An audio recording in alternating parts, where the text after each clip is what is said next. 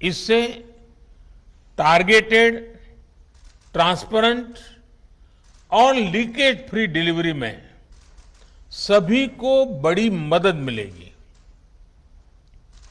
21वीं सदी का भारत आज कैसे आधुनिक टेक्नोलॉजी की मदद से आगे बढ़ रहा है, टेक्नोलॉजी को लोगों के जीवन में जोड़ रहा है, ई-रूपी उसका भी एक प्रतीक है।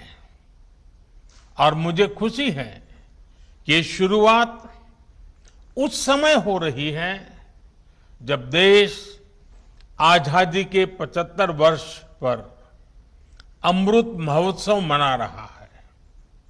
और ऐसे समय में देश ने फ्यूचरिस्टिक रिफॉर्म का एक और अहम कदम बढ़ाया है। साथियों, सरकार ही नहीं,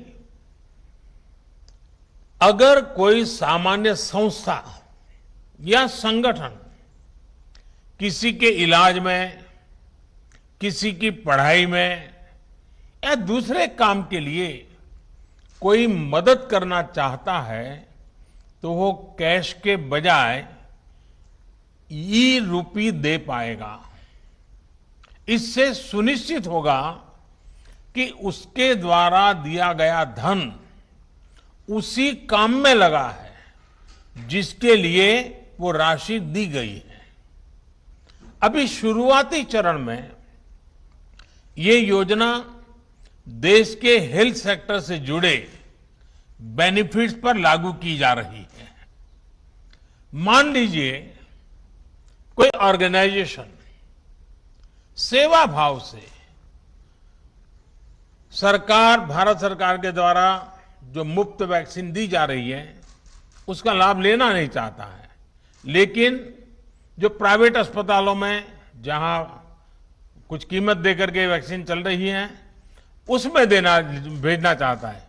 अगर वो 100 गरीबों को वैक्सीन लगवाने की उसकी इच्छा है तो वो उन 100 गरीबों को ई-रूपी वाउचर दे सकता है। ई-रूपी वाउचर ये सुनिश्चित करेगा कि उसका इस्तेमाल वैक्सीन लगवाने में ही हो, किसी और काम में नहीं। समय के साथ इसमें और भी चीजें जुड़ती चली जाएगी।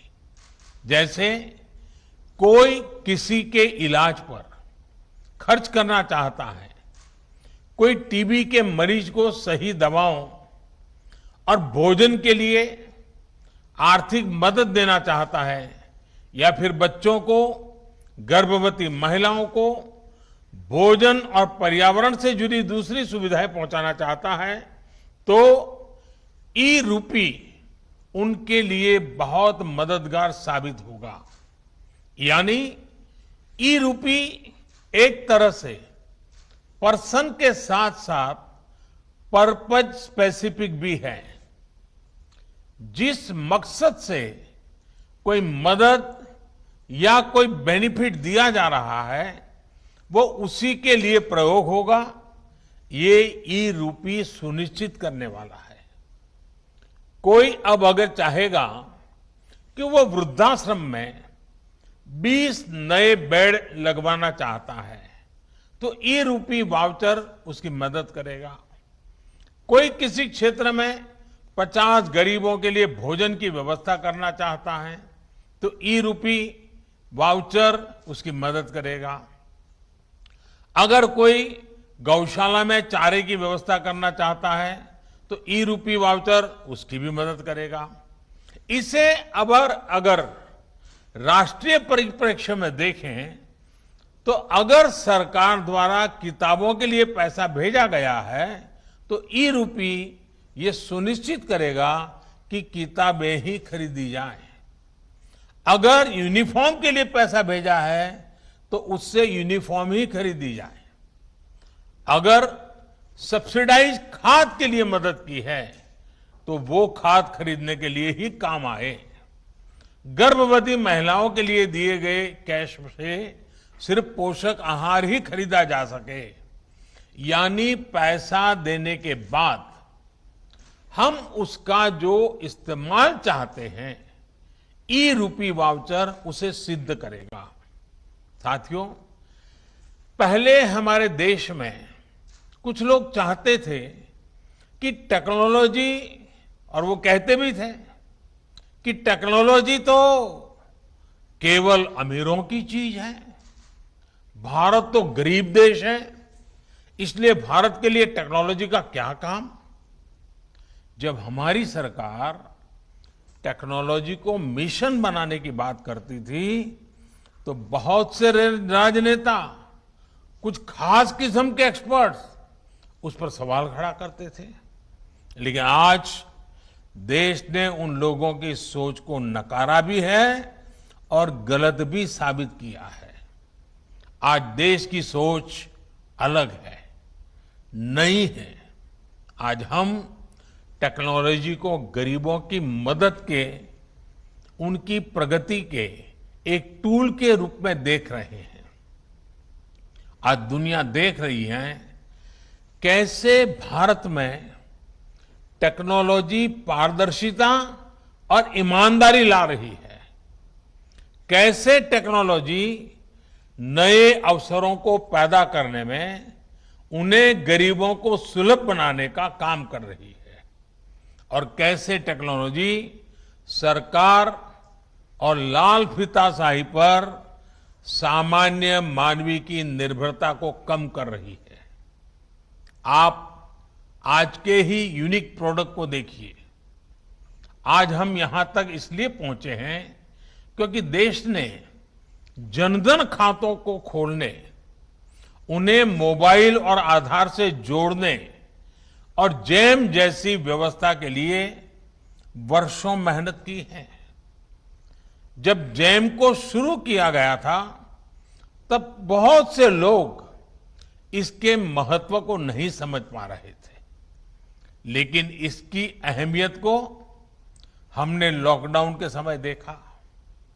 जब दुनिया के बड़े बड़े देश परेशान थे कि लॉकडाउन में कैसे अपने गरीबों की मदद करें, लेकिन भारत के पास एक पूरी व्यवस्था तैयार थी।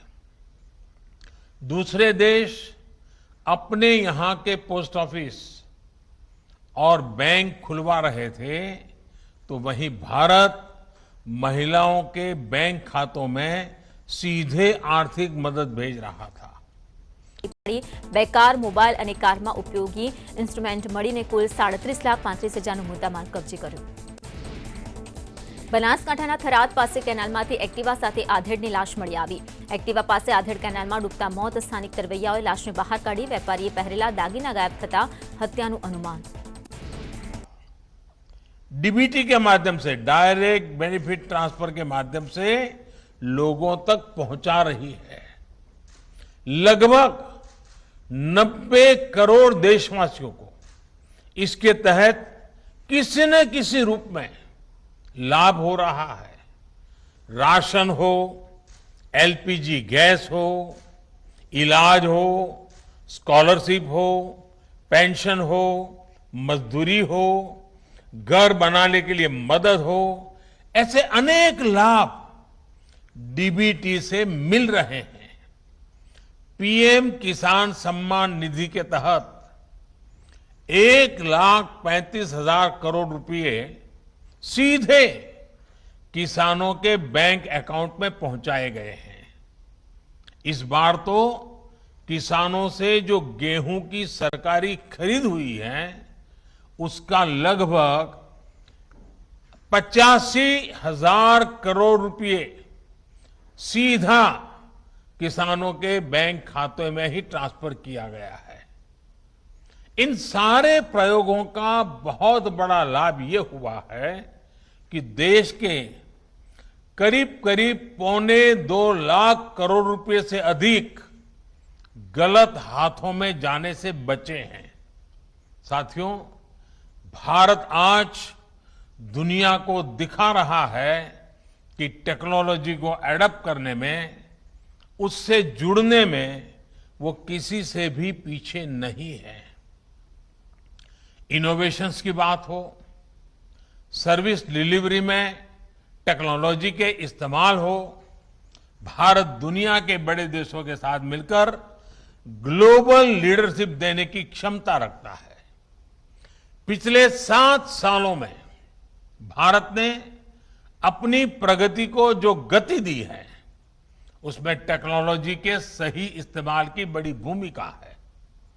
आप सोचिए, क्या 8-10 साल पहले किसी ने कल्पना की थी कि टोल बूथ पर करोड़ों गाड़ियां बिना किसी फिजिकल ट्रांजैक्शन के लेन देन से निकलेगी? आज के फास्टैग से ये संभव हुआ है। क्या 8-10 साल पहले किसी ने सोचा था कि दूर सुदूर गांव में बैठा कोई हस्तशिल्पी अपने प्रोडक्ट दिल्ली के किसी सरकारी दफ्तर में सीधे भेज पाएगा? आज जेम यानी government e market place portal से ये मुमकिन है।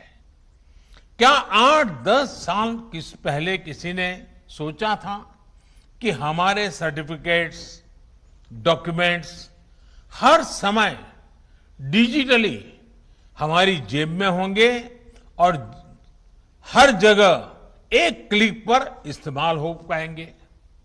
आज ये डिजी लॉकर से मुमकिन है। क्या 8-10 साल पहले किसी ने सोचा था कि भारत में एमएसएमई सेक्टर के उद्यमियों को सिर्फ 59 मिनट में लोन अप्रूव हो पाएगा? आज भारत में ये भी मुमकिन है। और इसी तरह 8-10 साल पहले क्या आपने सोचा था कि आप किसी काम के लिए एक डिजिटल वाउचर भेजेंगे और काम हो जाएगा? आज ये भी ई रूपी के जरिए मुमकिन हो चुका है। मैं ऐसे कितने ही उदाहरण आपको गिना सकता हूं। इस महामारी के दौरान भी देश ने तकनीक की ताकत को महसूस किया है। आरोग्य सेतु ऐप का उदाहरण भी हमारे सामने है। आज ये ऐप सबसे ज्यादा डाउनलोडेड ऐप में से एक है। इसी तरह कोविन पोर्टल भी आज हमारे वैक्सीनेशन प्रोग्राम में, वैक्सीनेशन सेंटर के चयन में, रजिस्ट्रेशन में, वैक्सीन सर्टिफिकेट प्राप्त करने में देशवासियों की बड़ी मदद कर रहा है। पुरानी व्यवस्था चल रही होती तो वैक्सीनेशन लगवाने के बाद सर्टिफिकेट के लिए दौड़ना पड़ता रहता है। दुनिया के कई बड़े देशों में भी आज पेपर पर हाथ से लिख करके सर्टिफिकेट दिया जा रहा है, लेकिन भारत के लोग एक क्लिक में डिजिटल सर्टिफिकेट डाउनलोड कर रहे हैं। इसलिए आज भारत का कोविन सिस्टम दुनिया के कई देशों को आकर्षित कर रहा है। भारत इसे दुनिया के साथ साझा भी कर रहा है।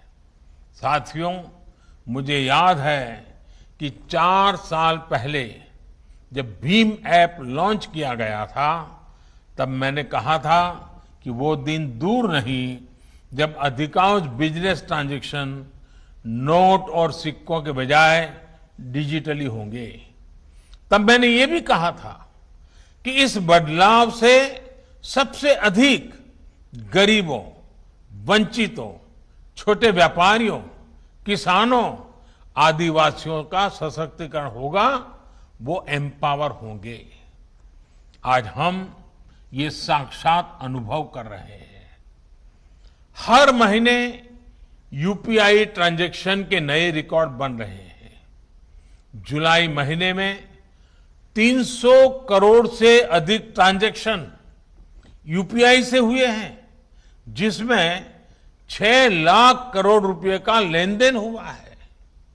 आज चाय, जूस और फल सब्जी का ठेला लगाने वाले भी इसका उपयोग कर रहे हैं। वहीं भारत का रुपे कार्ड भी देश का गौरव बढ़ा रहा है। सिंगापुर, भूटान में भी इसे लॉन्च किया जा चुका है। आज देश में 66 करोड़ रुपए कार्ड हैं और देश में हजारों करोड़ रुपए का ट्रांजैक्शन रुपे कार्ड से भी हो रहा है। इस कार्ड ने गरीब को भी सशक्त किया है, उसे इस भावना से भरा है कि वो भी अपने पास डेबिट कार्ड रख सकता है, उसका इस्तेमाल कर सकता है। साथियों, टेक्नोलॉजी कैसे गरीबों को सशक्त करती है, इसका एक और उदाहरण है पीएम स्वनिधि योजना। हमारे देश में तो रेहड़ी पटरी वाले, ठेला चलाने वाले भाई बहन हैं, उनके फाइनेंशियल इंक्लूजन के बारे में पहले कभी नहीं सोचा गया था। अपना काम आगे बढ़ाने के लिए उन्हें बैंक से मदद मिलना असंभव था। जब डिजिटल ट्रांजैक्शन की कोई हिस्ट्री ही ना हो, कोई डॉक्यूमेंट ना हो, तो बैंक से लोन लेने के लिए हमारे रेहड़ी पटरी वाले साथी पहला कदम भी नहीं बढ़ा पाते थे। इसी को समझते हुए हमारी सरकार ने पीएम स्वनिधि योजना की शुरुआत की। आज देश के छोटे बड़े शहरों में 23 लाख से अधिक रेहड़ी पटरी और ठेले वालों को इस योजना के तहत मदद दी गई है। इसी कोरोना काल में करीब करीब 2300 करोड़ रुपए उन्हें दिए गए हैं। ये गरीब साथी अब डिजिटल ट्रांजैक्शन कर रहे हैं और अपना लोन चुका रहे हैं, यानी अब उनके लेन देन की एक डिजिटल हिस्ट्री बन रही है। पीएम स्वनिधि में ये व्यवस्था की गई है कि 10,000 रुपए का पहला लोन चुकाने पर 20,000 का दूसरा लोन और दूसरा लोन चुकाने पर 50,000 का तीसरा लोन रेहड़ी पटरी वाले साथियों को दिया जाएगा। आपको जानकर खुशी होगी कि आज सैकड़ों रेहड़ी पटरी और ठेले वाले भाई बहन अब तीसरा लोन प्राप्त करने की दिशा में आगे बढ़ रहे हैं। साथियों, देश में डिजिटल इंफ्रास्ट्रक्चर और डिजिटल ट्रांजैक्शन के लिए जो काम पिछले 6-7 वर्षों में हुआ है, उसका लोहा आज दुनिया भी मान रही है। विशेषकर भारत में फिनटेक का